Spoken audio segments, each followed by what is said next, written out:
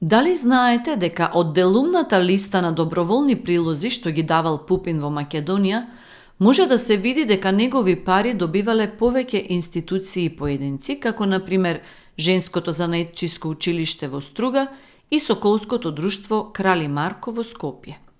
Средства од Пупин стигнале и за настраданите во Битола. Кога повтор пат по Првата светска војна, односно во 1921 година, ја посетил Југославија, Пупин решил да се изгради нова камбанарија и да се излие голема камбана што ќе се постави во Свети Климентовата црква во Охрид.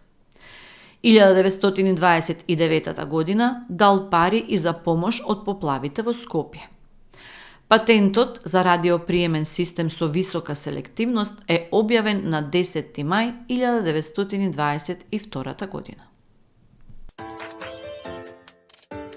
Дали знаете дека првата медицинска сестра Флоренс Најтингел во октомври 1854 година со уште 38 сестри заминала на Крим, за да се грижи за околу 1500 ранети и болни војници.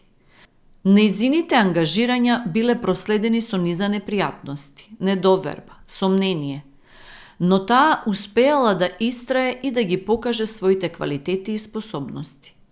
Во 1855 година и бил приреден пречек за враќањето во татковината, каде и било оддадено признание за самопрегорната работа. Во 1860 година во Лондон се организира првото медицинско училиште од интернатски карактер. На Балканот првото училиште било организирано во Белград 1921 година, во рамките на Црвениот крст, каде ученичките на Флоренс Најтингел биле инструкторки. Во Македонија првото медицинско училиште било организирано во Скопје во 1923 година, но со организирана работа ова училиште започнало во 1947 година.